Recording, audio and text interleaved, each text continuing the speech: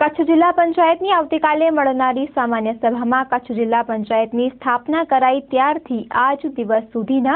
જે સદસ્યો હયાત છે તેમનું સન્માન કરવામાં આવનાર છે। તે ઉપરાંત અન્ય ચર્ચા પણ હાથ ધરવામાં આવનાર છે। આ અંગેની જાણકારી આપવા માટે આજે જિલ્લા પંચાયતના સમિતિ ખંડમાં એક પત્રકાર પરિષદનું આયોજન કરવામાં આવેલ હતું, જેમાં જિલ્લા પંચાયતના પ્રમુખ શ્રી ત્રિકમભાઈ છાંગા, જિલ્લા પંચાયતની કારોબારી સમિતિના ચેરમેન શ્રી અરવિંદભાઈ પિંડોરિયા તથા અધિકારીઓ અને પદાધિકારીઓ ઉપસ્થિત રહ્યા હતા અને આ અંગેની જાણકારી આપવામાં આવી હતી। જિલ્લા પંચાયતની સામાન્ય સભામાં સદસ્યોના સન્માન ઉપરાંત વડીલ વંદનાનો કાર્યક્રમ પણ યોજાનાર છે, જેમાં જિલ્લા પંચાયતના પદાધિકારીઓ તથા કચ્છ જિલ્લાના વડીલોનું સન્માન કરીને તેમને વંદના કરવામાં આવશે। તે ઉપરાંત જિલ્લા પંચાયતની સામાન્ય સભામાં અનેક લોકોપયોગી ઠરાવો પણ રજૂ કરાશે। આ અંગેની જાણકારી આપતા જિલ્લા પંચાયતના પ્રમુખ શ્રી ત્રિકમભાઈ છાંગાએ ચંચળ ન્યૂઝ સાથે વાત કરી હતી। 12મી ડિસેમ્બર જિલ્લા પંચાયત કચ્છની સામાન્ય સભામાં જેમણે દેશને આઝાદી અપાવવામાં મહામૂલું યોગદાન આપ્યું છે એવા જિલ્લાના સ્વતંત્ર સેનાનીઓ, હયાત સ્વતંત્ર સેનાનીઓ, જેમણે સમાજ જીવનમાં એક સદી સુધી સમાજનું માર્ગદર્શન કર્યું છે, સમાજને યોગદાન આપ્યું છે એવા જિલ્લાના 100 વર્ષની ઉપરની વયના વડીલોની વયવંદનાનો કાર્યક્રમ, સાથે સાથે રાજ્યમાં પંચાયતી રાજની સ્થાપના થઈ 63થી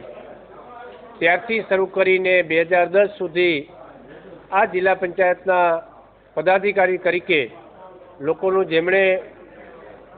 સેવા કરી છે એવા તમામ પૂર્વ સદસ્યશ્રીઓ, હોદ્દેદારશ્રીઓ, રાજ્ય અને રાષ્ટ્રીય એવોર્ડ વિજેતા શિક્ષક ભાઈઓ બહેનો, મારી જશોદા એવોર્ડ મેળવનાર મારી બહેનો અને જિલ્લાની તાલુકા પંચાયતના તમામ સદસ્યશ્રીઓ અને જિલ્લાના તમામ સરપંચશ્રીઓને પણ આ બેઠકમાં નિમંત્રિત કરવામાં આવ્યા છે। ત્રણેય સ્તરની પંચાયતો એક જ યુનિટ છે, એક એકમ છે, એક સાંકળનો જ ભાગ છે, કડીઓ છે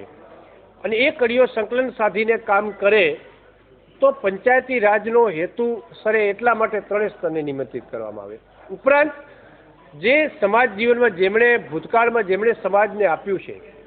જેમણે સમાજ માટે ભોગ આપ્યું છે એવા લોકોને પણ યાદ કરવામાં આવે અને ખાસ કરીને દેશના વર્તમાન વડાપ્રધાન અને તત્કાલીન મુખ્યમંત્રી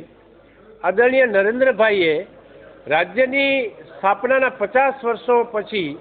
રાજ્યના તમામ પૂર્વ ધારાસભ્યશ્રીઓનું સન્માન કરવાનો કાર્યક્રમ ગાંધીનગર મુકામે કરવામાં આવ્યો હતો। એ ઘટનામાંથી પ્રેરણા લઈને જિલ્લા સ્તરે પણ આવું કરીને